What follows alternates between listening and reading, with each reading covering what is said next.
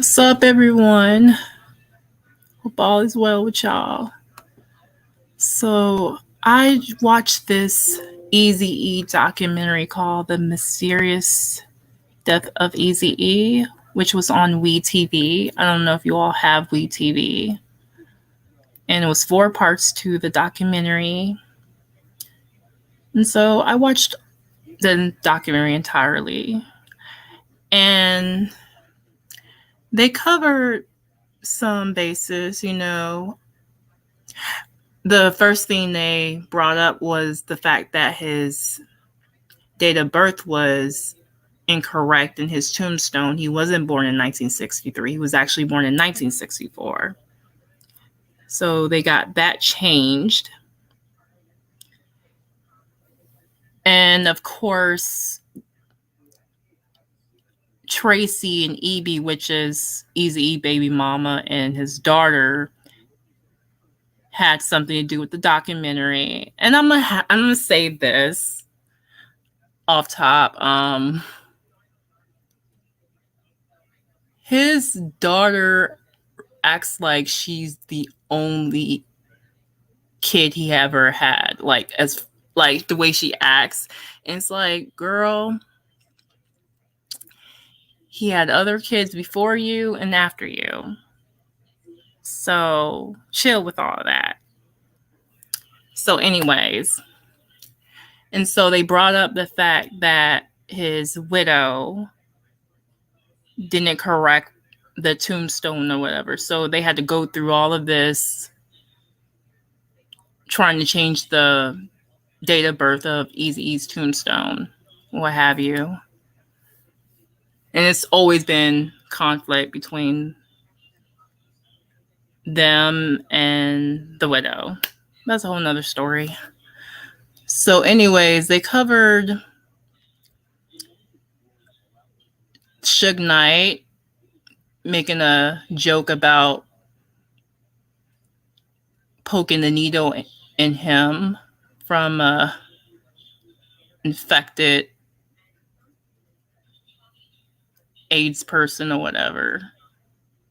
They covered that, and they covered the government being involved and the whole acupuncture thing with Jerry Heller having something to do with it. It covered all that conspiracy stuff. What's up, Jacksonville? How are you? It's good observation in life. So, anyways, now Suge Knight, he was on Jimmy Kimmel's show in the past, and he made a not so funny joke about Eazy-E and shit, and people were like speculating, thinking he had something to do with Eazy-E getting AIDS or whatever. So I'm gonna play this particular interview he was in on Jimmy Kimmel, and this was back in 2003. So let me play this for y'all. Just a second.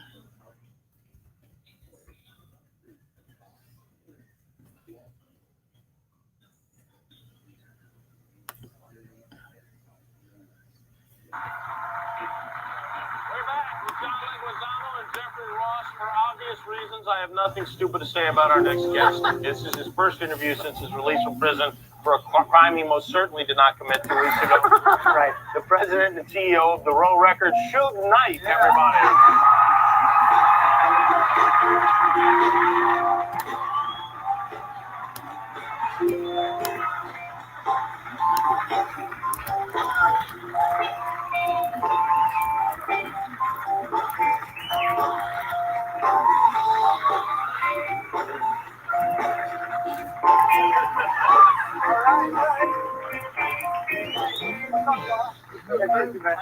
All right. Well, there he is. Right in the You know what you can do?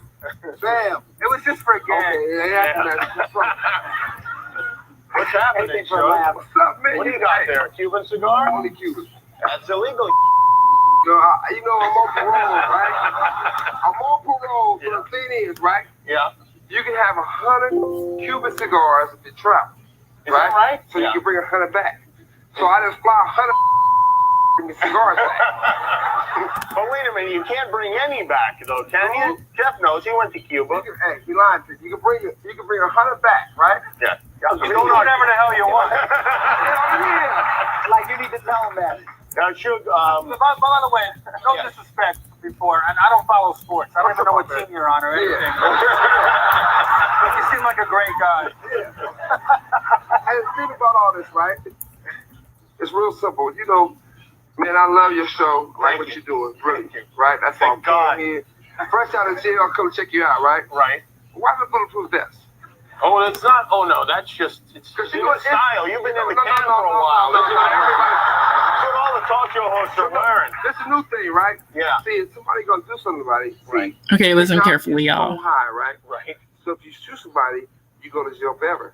Kids, you don't want to go to jail forever, right? So they got this new thing out there. People say them all the time. They got this stuff they call. They get blood from somebody with AIDS. Yeah. And then they shoot you with it. Oh, so that seems bad. That's Yeah. a slow death. Yeah. Easy thing, you know what I mean? Yeah. Now, y'all heard that shit. Now, Suge Knight was on Jimmy Kimmel show making that distasteful joke about sticking a freaking needle in Eazy and giving him AIDS and shit. So people are like speculating, wondering, did Suge Knight give him the AIDS or whatever? And so this rapper named Crooked Eye, he was in the documentary and he was there during that time. He basically said that Suge Knight didn't have anything to do with that, and that Suge Knight actually believed that happened to Eazy-E, but he didn't personally do that to Eazy-E. And then there was another conspiracy about the government having something to do with it. And in the documentary, they basically debunked that myth, what have you. And then they brought up about Jerry Heller trying to insinuate he has something to do with it by sending Eazy to an acupuncture and all that jazz, which that was debunked. So yeah, I mean, me personally, I don't even think there's a conspiracy. I mean, he just happened to sleep with someone who was HIV positive and he got the disease. I just don't believe there's any conspiracy at all. But another thing like that stood out to me, I mean, none of his baby mamas nor kids got HIV.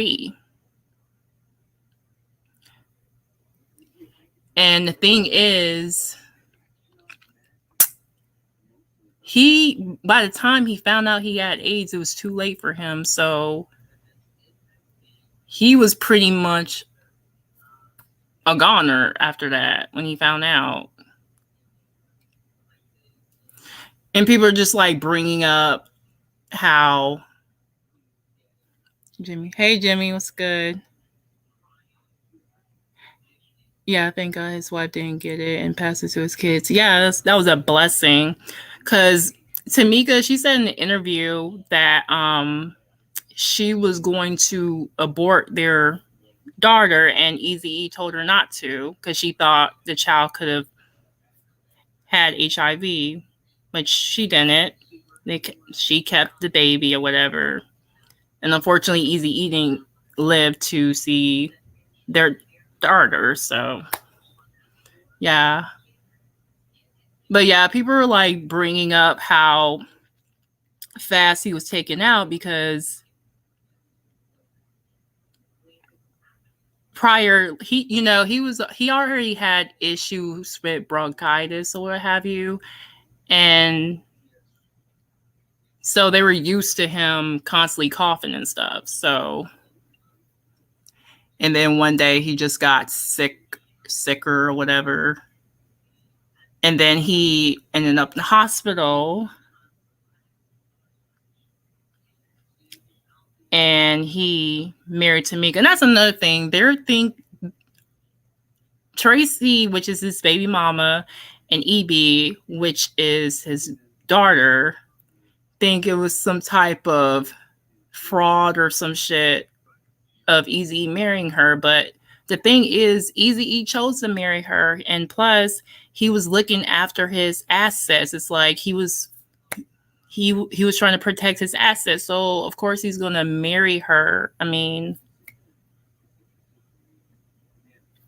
he had to do what he had to do to protect his shit.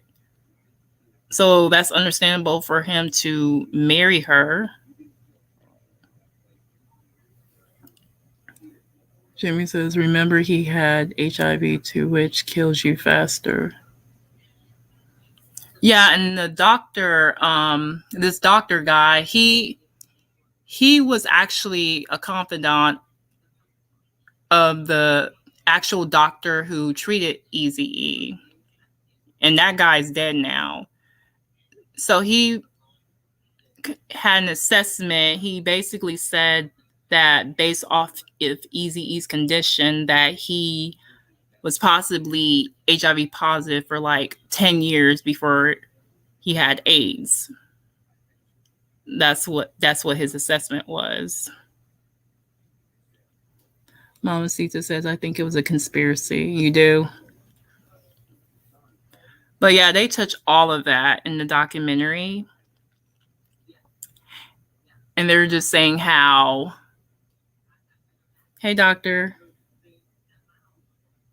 But yeah, they were in the documentary, they were just saying how the government could have been involved and all of that.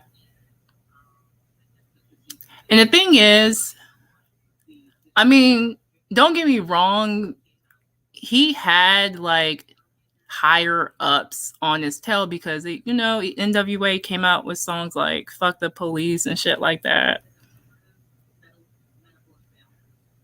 So, I mean, it can't be that far-fetched.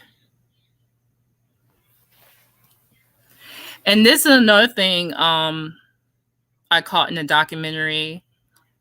I always wonder, like, has there been anyone that caught HIV and AIDS from him? And so the confidant of the guy who treated Eazy, he basically said that he known 2 women who came forward and said that Eazy-E gave them HIV. He said he treated them both, and they're still living to this day. But none of his baby mamas nor children contracted it. And so, in the end of the documentary, they basically Tracy and Evie don't seem convinced about what that confidant of the doctor that treated Eazy-E had to say. Like, they didn't seem convinced or whatever.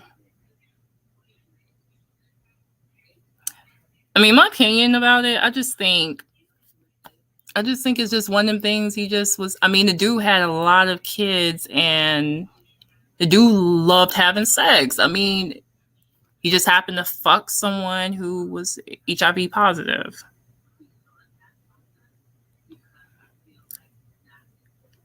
Now, hey, Super Saiyan.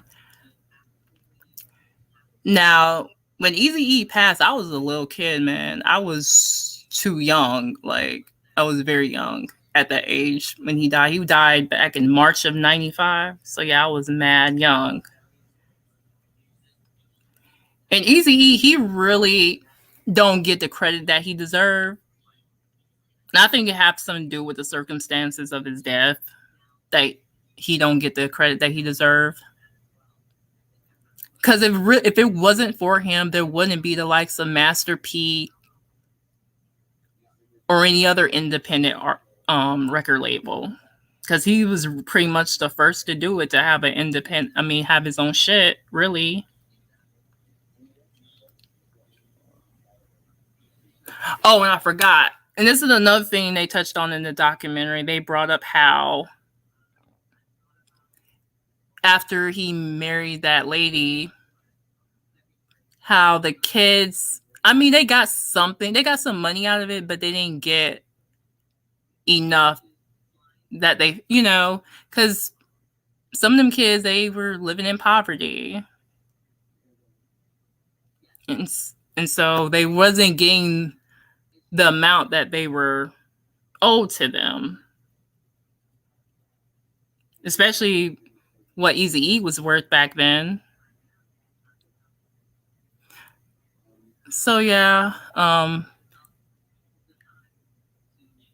Tamika definitely was looking after herself. So it is what it is. But honestly, I think that...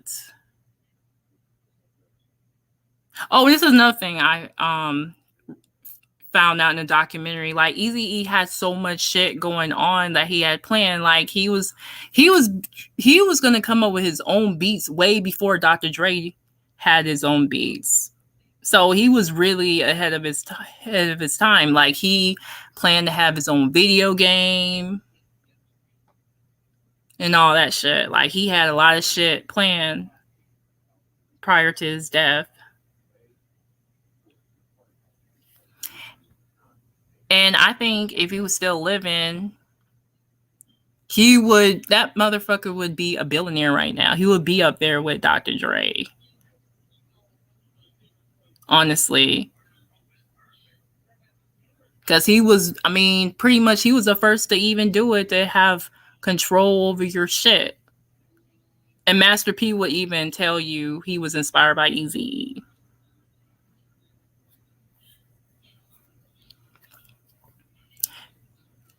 And so, yeah, so if Eazy-E would have caught his disease early, like Magic Johnson did, he possibly could have lived. Because think about it, because Magic Johnson, he found out he had HIV back in 91, and he's still living to this day. And so if Eazy-E would have caught it early, he could have possibly lived a long life.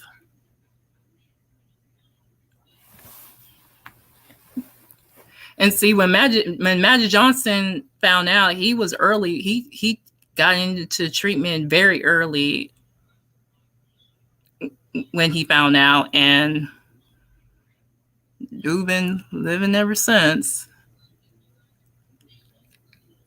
Now I'm gonna tell you, like, the first time I ever heard about HIV and AIDS, it was this little girl named, I don't know if y'all remember this little girl, but she's still living. She was born with it, and she was on this show on Nick News with Magic Johnson and stuff. So that was the first time I even knew what that was as a child.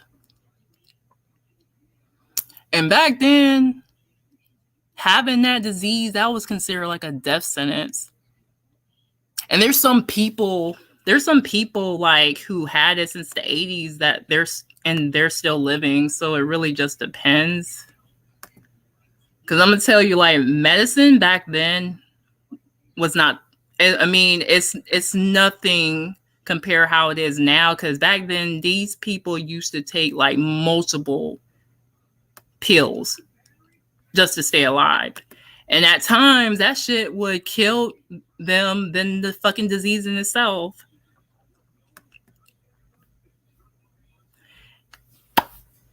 Like, nowadays, with HIV and AIDS, a person with that, they can live a long life. Like, they're like, you don't, like, them people, they don't take like multiple pills anymore. They take one pill a day. And they even got this thing called PrEP that someone who's not HIV positive, they take every day to prevent getting HIV. And then I'm gonna tell y'all, nowadays, I don't know if y'all aware, but them people who are HIV positive, the medicine they take, right, the treatment, they end up going undetectable on a test, which means it won't show that they're positive. Like, even though they're in fact positive, it will show in the test that they're negative. And the medicine also prevents them from transmitting it to other people. So that's something y'all need to be aware of if y'all not. Because medicine have came a long way for them people, because back then that was a motherfucking death sentence. It was. Now, I personally never met anyone with that, but I have heard like rumors or whatever, like someone at a church that had the disease, but nothing confirmed or whatever, but just rumors. And I just hope like one day they will come up with a cure for it. Like, if they did come up with a cure for it, I think it would be like a form of a vaccine or some shit, if they ever did.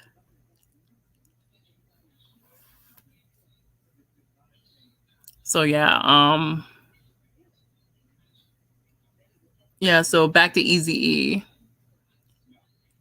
He also had like, that's another thing, like that dude has so many kids. Like, I think they said he has like 11 kids by 8 different women.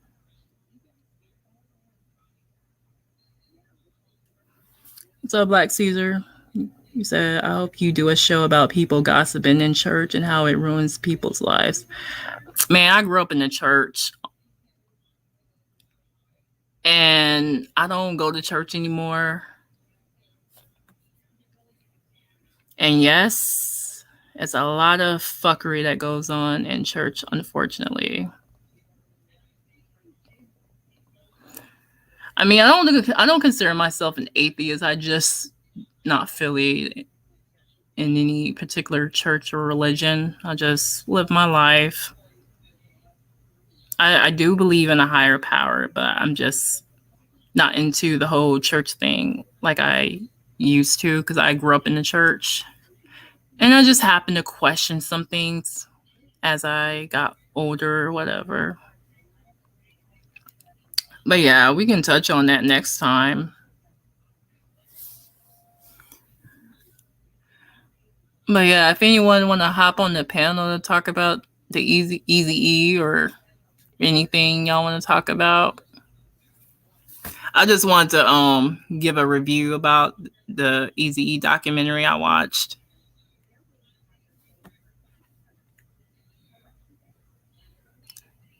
So yeah, y'all, I'm about to get off of here. Hope y'all have a good night. Peace.